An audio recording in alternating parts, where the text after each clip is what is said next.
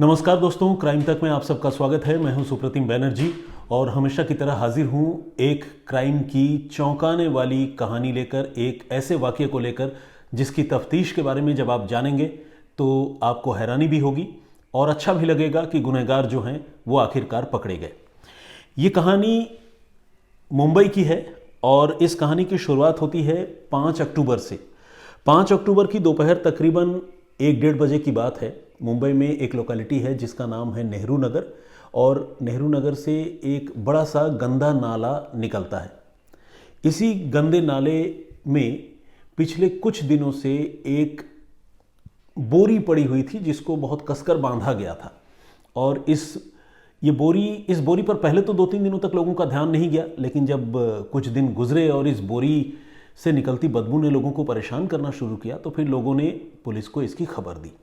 Police मौके पर आई और सफाई कर्मियों की मदद से पुलिस टीम ने इस बोरी को नाले से बाहर निकलवाया और जैसे ही इस बोरी का मुंह खोला गया, आसपास जितने लोग थे वो घबरा कर पीछे हट गए।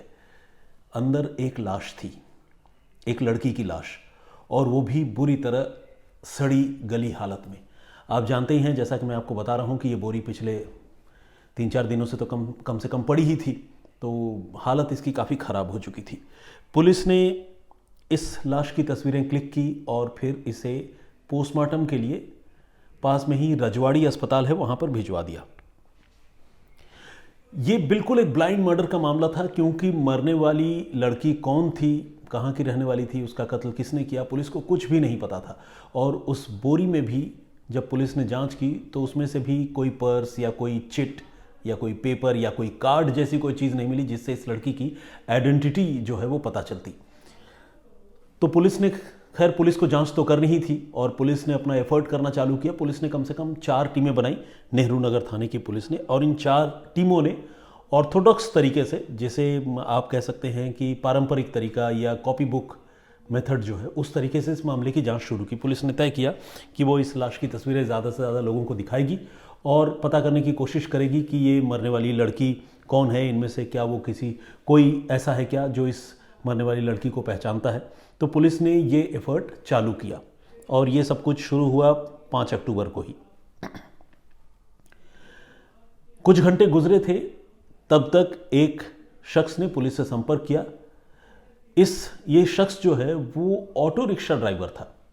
इसने पुलिस से कहा कि हुजूर, अगर आप मेरी पहचान गुप्त रखें, मेरा नाम किसी को न बताएं, तो आपको मैं एक राज की बात बताना चाहता हूं। पुलिस ने कहा बताओ, फौरन बताओ। इस ऑटो रिक्शा ड्राइवर ने बताया कि ये बोरी जो है उसी के ऑटो में लाद कर कुछ रोज पहले 2 महिलाएं यहां पहुंची थी और नेहरू नगर में जहां पर नाले पर ये बोरी गिरी हुई है, इस नाले के पास में ही 2 महिलाएं उसके ऑटो से उतर गई थी। ये बात सुनकर जो है पुलिस हैरान रह गई और पुलिस को लगा कि ये ऑटो ड्राइवर जो है वो बहुत बड़ा क्लू, बहुत बड़ा सुराग इस केस में साबित हो सकता है। पुलिस ने उससे और पूछा कि भाई बताओ, पूरी कहानी बताओ, कैसे कैसे इस पूरे मामले की शुरुआत हुई, तुमको उन लोगों ने कहाँ से हायर किया, कहाँ गए तुम, बोरी कहाँ से लेकर आए, ये सारी बातें बताओ। ऑटो वाला पहले बहुत घबरा रहा था, लेकिन जब पुलिस ने उसको कहा कि उसे कुछ नहीं होगा, घबराने की ज़रूरत नहीं है, तो ऑटो ड्राइवर ने पूरी कहानी बताई। उसने कहा कि उस रोज़ रात को वो नेहरू नगर स्टैंड पर हमेशा की तरह सवारियों का इंतज़ार कर रहा था। रात के कोई 2 बज रहे थे और 2 बजे के आसपास 2 महिलाएं जो है वो उसके पास आई और उन दोनों महिलाओं ने कहा कि उन्हें पास में ही एक और लोकेलिटी है माहुल, वहाँ तक जाना है। तो ऑटो रिक्शा ड्राइवर चूंकि सवारियों का इंतज़ार कर ही रहा था, वो तैयार हो गया। दोनों महिलाएं ऑटो में बैठी और वो माहुल तक गए। माहुल पहुंचने के बाद दोनों महिलाओं ने इस ऑटो रिक्शा ड्राइवर से ये कहा कि वो कुछ देर तक यहीं रुके, वो 10 से 15 मिनट में महिलाएं फिर वापस आएंगी। उन्होंने कहा कि हम वापस आएंगे और तुम हमें फिर से नेहरू नगर छोड़ देना। ऑटो रिक्शा ड्राइवर को ये बात समझ में आई, वो वहाँ इंतज़ार करता रहा और ये दोनों महिलाएं एक मकान के अंदर चली गई। तकरीबन 20 से 25 मिनट लगे और फिर वो दोनों महिलाएं वापस आ गई माहौल में ही ऑटो रिक्शा ड्राइवर के पास, और इस बार उनके हाथ में जो है एक बड़ी सी बोरी थी और वो बोरी जो है काफ़ी भरी हुई भी थी और भारी लग रही थी, क्योंकि दोनों महिलाएं इसे बहुत मुश्किल से खींच कर ला रही थी। लेकिन सवारियों को एक जगह से दूसरी जगह ले जाना ऑटो रिक्शा ड्राइवर का काम था, तो उसने कोई पूछताछ भी नहीं की बोरी में क्या है क्या नहीं है। उसने कहा कि आप बैठिए। दोनों महिलाएं बैठी और कहा कि नेहरू नगर चलो। बोरी लेकर और दोनों महिलाओं को लेकर auto rickshaw driver Nehru Nagar तक पहुंचा और जिस नाले के पास ये लाश मिली, मतलब जिस नाले में ये लाश मिली, उसी नाले के पास में दोनों महिलाएं ऑटो रिक्शा ड्राइवर से ये कहती हैं कि बस अब हमें यहीं उतार दो। ऑटो रिक्शा ड्राइवर ने उन दोनों को बोरी समेत वहीं उतार दिया और वो ड्राइवर अपना किराया लेकर, पैसे लेकर वहाँ से आगे निकल गया। ऑटो रिक्शा ड्राइवर को इससे आगे की कोई जानकारी या कोई कहानी पता नहीं थी। पुलिस को ये बात तो समझ में आ गई कि इस कत्ल का, इस लाश का माहौल से भी कोई ना कोई रिलेशन ज़रूर है, और पुलिस को एक बात ये भी समझ में आ गई कि इस कत्ल में 2 महिलाएं इन्वॉल्व हैं।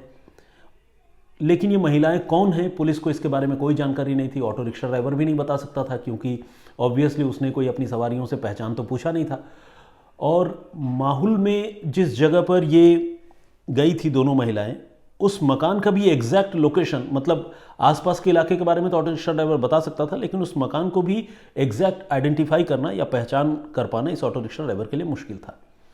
पुलिस, समझ लीजिए कि पुलिस के लिए काम एक बार फिर से मुश्किल हो गया, क्योंकि पुलिस के लिए इन्वेस्टिगेशन आगे बढ़ाना मुश्किल हो रहा था।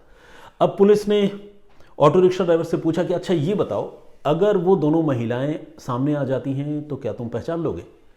ऑटो रिक्शा ड्राइवर ने कहा बिल्कुल पहचान लूंगा। बोले कि अच्छा, अगर उनकी तस्वीरें तुम्हें दिखाई जाए तो? रिक्शा चालक ने कहा हाँ, मैं फिर भी पहचान सकता हूँ। पुलिस ने कहा ठीक है, थोड़ा इंतज़ार करो और हमें थोड़ा वक्त दो। पुलिस जो है, आपको जैसा मैंने आपको बताया कि पुलिस की 4 टीमें इस पूरे मामले की तफ्तीश में लगी थी। पुलिस की एक टीम लगातार जो है, ये जो जानकारी ऑटो रिक्शा ड्राइवर से मिली उसके बाद पुलिस की एक टीम ने सीसीटीवी कैमरों के ऊपर काम करना शुरू किया और पुलिस की टीम जो है नेहरू नगर और माहौल के इलाके में सीसीटीवी कैमरों की स्कैनिंग कर रही थी। नेहरू नगर से माहौल के पूरे रोड की स्कैनिंग करने का कोई लॉजिक नहीं था, क्योंकि अगर वो ऑटो के अंदर बैठी हुई महिलाएं हैं तो उनका चेहरा देख पाना या उन्हें आइडेंटिफाई कर पाना मुश्किल होता। तो आइडेंटिफाई करना या साफ तस्वीरें जो है वो तभी मिल सकती थी जब वो ऑटो रिक्शा में या तो बोर्ड करने जा रही हों, चढ़ने जा रही हों, या ऑटो रिक्शा से उतर गई हों। इसीलिए नेहरू नगर और माहौल पर पुलिस का बहुत ज़्यादा फोकस था।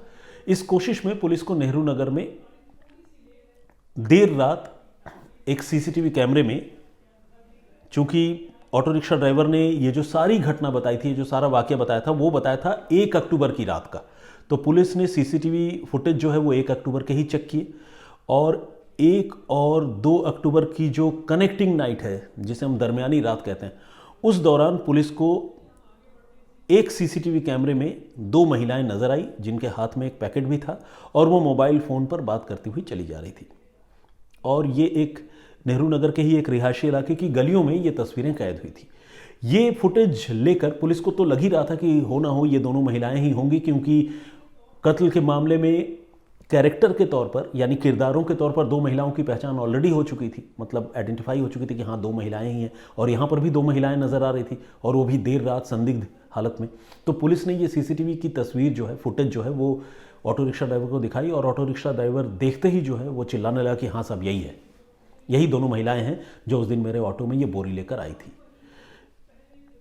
पुलिस एक कदम इस तफ्तीश में और आगे बढ़ी, लेकिन अब भी इन महिलाओं की पहचान पुलिस को नहीं पता थी। पुलिस ने यह तय किया कि अब वो ये जो सीसीटीवी फुटेज है इसके ग्रैब निकालकर और इन महिलाओं की क्लोजअप तस्वीरें निकालकर उसी इलाके में, जिस इलाके में ये कैमरे में कैद हुई हैं, पूछताछ करेगी कि ये महिलाएं कौन हैं और कहाँ रहती हैं। पुलिस ने ये एफर्ट की ऑटो रिक्शा ड्राइवर के पहचान लेने के बाद, और इस एफर्ट का पॉजिटिव रिजल्ट जो है वो सामने आया। आस पड़ोस के लोगों ने इन दोनों महिलाओं को पहचान लिया। एक महिला का नाम था मीनल पवार, जबकि दूसरी महिला का नाम था शिल्पा पवार।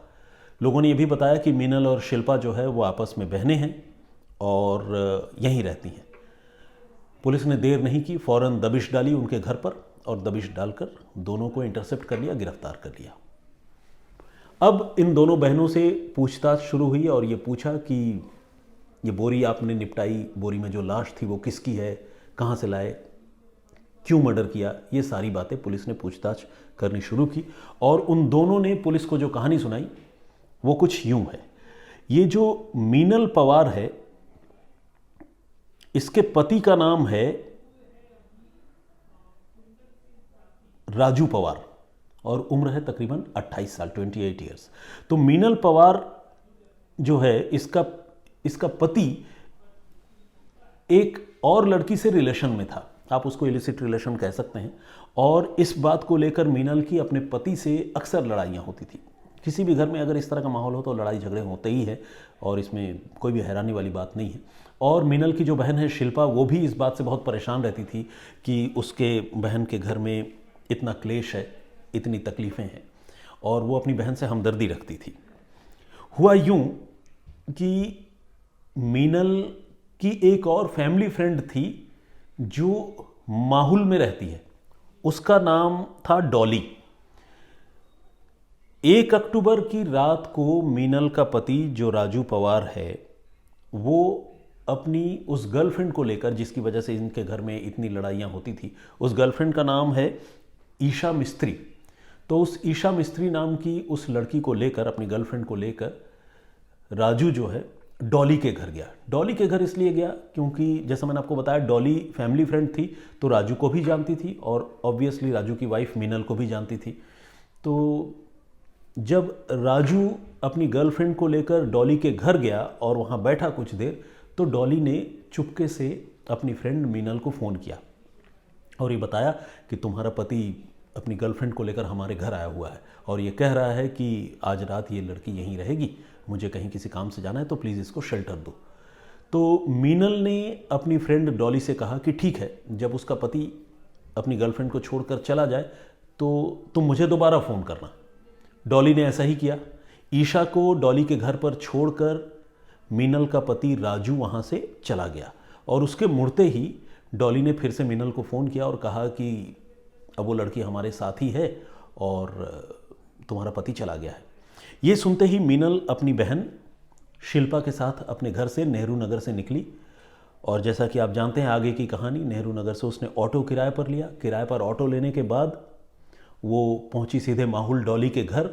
अब डॉली के घर में 3 महिलाएं, डॉली, मीनल और शिल्पा, इन तीनों ने मिलकर ईशा की हत्या कर दी। हुआ ये कि ईशा को लेकर ये सबसे पहले डॉली के घर की छत पर गई और वहाँ मीनल ने खुद अपने हाथों से इस लड़की का गला घोंट दिया। दुपट्टे की मदद से घोटा गला, और गला घोटने के बाद जैसे ही उसकी मृत्यु हो गई, वो लड़की मर गई, तो इन्होंने फ़ौरन उसकी लाश एक बोरी में भरी और भरने के बाद ये जो दोनों बहनें हैं, मीनल और शिल्पा, इन दोनों ने मिलकर उसकी लाश आधी रात को ही घर से बाहर नीचे उतारी और नीचे उतारने के बाद ऑटो रिक्शा बाहर पहले ही इंतज़ार कर रहा था, आपको पता है। उस ऑटो रिक्शा में ये लाश रखी और रखने के बाद वो सीधे माहुल से सीधे चली आई नेहरू नगर, और नेहरू नगर में नाले के पास वो रुकी और उसके बाद ऑटो वाले को जाने दिया। और जैसे ही ऑटो वाला वहाँ चला गया, नाले के ऊपर से इन्होंने उस लाश से भरी बोरी को नीचे धक्का दे दिया और फिर दोनों अपने घर चली गई। ये जो सीसीटीवी तस्वीर थी जिसकी मदद से ये दोनों पकड़ी गई, ये सीसीटीवी तस्वीर उस रात की ही थी और तब की थी जब कत्ल की इस वारदात को अंजाम देकर और बोरी को नाले में फेंकने के बाद ये दोनों बहनें वापस अपने घर जा रही थी। तो दोनों की तस्वीर उस वक्त सीसीटीवी कैमरे में कैद हुई थी, जिसे देखकर ऑटो वाले ने पहचान लिया और एक ऑटो वाले के बताने पर और उसकी निशानदेही पर, या कहें उसकी गवाही पर, इस ब्लाइंड मर्डर के मामले को पुलिस सुलझाने में कामयाब रही, जिसमें 3 महिलाओं को कत्ल के इल्ज़ाम में पुलिस ने गिरफ्तार किया, मुंबई पुलिस ने। और ऑटो वाला जाहिर है एक अच्छे नागरिक होने का उसने फ़र्ज़ निभाया, और मैं तो ये भी कहूँगा कि अगर वो नहीं बताता तो ये उसकी तरफ से भी गलत होता, क्योंकि जब उसे ये पता चल गया कि ये कत्ल का मामला है और उसकी गाड़ी में लाश लाकर निपटाई गई है, तो कानूनन भी उसका फ़र्ज़ बनता है कि वो पुलिस को बताए, क्योंकि अगर वो नहीं बताता है तो ये एक तरह से ये माना जाएगा कि उसने सबूत मिटाने की कोशिश की, और सबूत मिटाने की कोशिश करना अपने आप में जुर्म है। आईपीसी की धारा 201 के तहत उसमें कार्रवाई होती है। हालांकि इसमें सबूत मिटाने का कोई मोटिव या इंटेंशन नहीं होता, मैक्सिमम यही होता है कि भाई मैं डर गया था, लेकिन फिर भी ऑटो वाले ने समझदारी दिखाई, उसने पुलिस की मदद की और इस तरह से कत्ल के इस मामले का खुलासा हो गया। तो क्राइम की ये कहानी आज यहीं तक। ये मामला कॉम्प्लिकेटेड ज़रूर था ब्लाइंड मर्डर का, लेकिन पुलिस ने अपनी सूझबूझ से और ऑटो वाले की समझदारी से इस मामले को पुलिस ने सुलझा लिया। और आपको जानकर अच्छा लगेगा कि मर्डर का ये केस जब लाश मिली 5 अक्टूबर की दोपहर 1 बजे, उससे महज 24 घंटे के अंदर पुलिस ने सक्सेसफुली सुलझा लिया था। तो आज की ये कहानी यहीं तक। और जैसा कि आप जानते हैं कि हमारी परिपाटी है कि हम आप जो कमेंट्स लिखते हैं, जो बातें अपनी कहते हैं, मैं उन कमेंट्स में से कुछ चुनिंदा कमेंट्स यहाँ पर पढ़ता हूँ और वो रैंडम तरीके से पढ़ता हूँ और हमारे कुछ दर्शकों के नाम भी पढ़ता हूँ। तो आज उस सिलसिले को फिर से आगे बढ़ाएंगे और आइए आज सबसे पहले कुछ कमेंट्स पढ़ते हैं। मनोज प्रभाकर जी का कमेंट है। उन्होंने पिछली कहानी के बारे में ये लिखा है कि एक था राजा एक थी रानी, दोनों मर गए, ख़त्म कहानी। ये कहावत कह लीजिए या ये जो जुमला है इसे हम बचपन से सारे लोग सुनते रहे हैं। और ये उन्होंने उस क्राइम की स्टोरी पर अपना कमेंट किया है जिसमें हमने बताया कि एक हिस्ट्री शीटर जो मध्य प्रदेश के शिवपुरी का रहने वाला था, कैसे उसने अपने दोस्तों के बहकावे में आकर एक दूध मुँहे बच्चे की, छोटे से बच्चे की जान ले ली और उसे संदूक में जिंदा हालत में बंद कर दिया और कुछ यूं बंद किया कि उसकी मौत हो गई। पूरवी पाटिल का भी कमेंट आया है और उन्होंने लिखा है कि बहुत समय बाद वो मेरी ये कहानी सुन रही है और उनको मेरी आवाज़ अच्छी लगती है। थैंक यू पूर्वी, thank you very much. Prajwal Ghimire साहब का भी कमेंट है, उन्होंने वेलकम बैक लिखा है। आसिफ खान ने खूबसूरत छवि लिखा है। विराज रबरिया ऑसम एक्सप्लेनेशन उन्होंने लिखा है, thank you very much. Vijendra Singh ji इन्होंने भी कहा है कि अगर किसी के दिमाग में शक का कीड़ा घुस जाता है तो उसका इलाज करना बहुत मुश्किल होता है। इनकी बात बिल्कुल सही है। पिछली कहानी में हमने यही देखा, ये एक आदमी था जिसको उसके दोस्तों ने ये कहकर भड़का दिया था कि उसका जो छोटा सा सौतेला बेटा है, तकरीबन मेरे ख्याल से 2.5 साल या 1.5 साल उसकी उम्र थी, एग्जैक्टली अभी मैं याद नहीं कर पा रहा हूँ। उस छोटे से वो छोटा सा बच्चा जो है आगे चलकर तुम्हारा कत्ल करेगा, ऐसा उसके दोस्तों ने इस कातिल को बता दिया था। और ये सिरफिरा आदमी, इसने उस छोटे से बच्चे की सिर्फ इस वजह से हत्या कर दी क्योंकि कुछ दोस्तों ने उसके दिमाग में वहम का वो कीड़ा डाल दिया था। प्रेम रानावत साहब का भी कमेंट है। Inspiration construction and services, lost street, Sunanda Kerkar, Kuldeep Singh, peace and peaks, Raj volt, Nayan Rathod, Shaila Shah, Bhaskar Gupta, इन्होंने लिखा है कि 2 साल इंतज़ार करने के बाद अब मैं हाजिर हुआ हूँ और उन्होंने मुझसे ये वादा भी चाहा है कि अब मैं दोबारा गायब नहीं होऊंगा। बिल्कुल, मैं आपसे वादा करता हूँ भास्कर जी कि मैं अब इस सिलसिले को जारी रखूँगा और लगातार आप लोगों के सामने हाजिर हुआ करूँगा। विजय रोशन साहब, इन्होंने भी लिखा है कि कहानी सुनने में बहुत अच्छा लगता है, बहुत कुछ सीखने को मिलता है। Thank you very much Vijay ji. मैं भी आप लोगों की बातों से बहुत कुछ सीखता हूँ और बहुत कुछ नया जानने का भी मौका मिलता है। आप लोग भी ज़्यादा से ज़्यादा कमेंट्स करें और अपनी राय दें। शहबाज शेख साहब का भी कमेंट है। दीदारुल बापू ने ये कहा है कि मैंने अच्छा किया कि इंश्योरेंस पॉलिसी को लेकर जो एक पिछली कहानी में सवाल था उसको मैंने एक्सप्लेन करके लोगों को बताया। Thank you very much Didarul. Amit Kumar, Vasava Chandra Singh, moments of Mita Bhattacharya. अच्छा, मीता जी मेरे होम टाउन से हैं, जमशेदपुर से। ये लिखती हैं कि वहम टोटके ये सब का कोई कारण नहीं होता, कितने भी शिक्षित लोग हों इसे फॉलो करते हैं और इसके लिए कोई मासूम की जान ले ले, ये उसके आपराधिक चरित्र को दर्शाता है। बिल्कुल आपने सही बात कही। क्रिमिनल माइंडेड अगर नहीं होता तो किसी इंसान की जान कोई कैसे ले सकता, वो भी एक छोटे से बच्चे की। और वो भी एक होता है ना कि फिट ऑफ रेज में, गुस्से के मारे किसी ने कुछ कर डाला, वो तो एक बात, फिर भी मतलब फॉर अ मोमेंट उस बात को आप समझ सकते हैं। लेकिन ठंडे दिमाग से कोई किसी का कत्ल करे, जिसे कहते हैं कि कोल्ड ब्लडेड मर्डर, तो ये बात समझ में नहीं आती। नवीन दर्जी साहब का भी कमेंट है। राजू सिंह जी हैं, परूप श्रेष्ठा जर्मनी से आप कमेंट करते हैं। शिखर सिंह, सुनील अग्रवाल जी,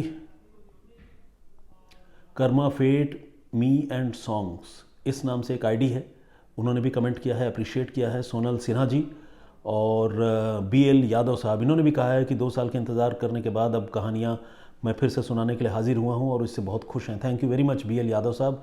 वंदना सिंह जी, अक्षय लुखारे, सिमरन कौर, बस फ़िलहाल तो इतना ही। अब भी मैं चाहूँगा कि आप लोगों से मैं अब इजाज़त लूँ।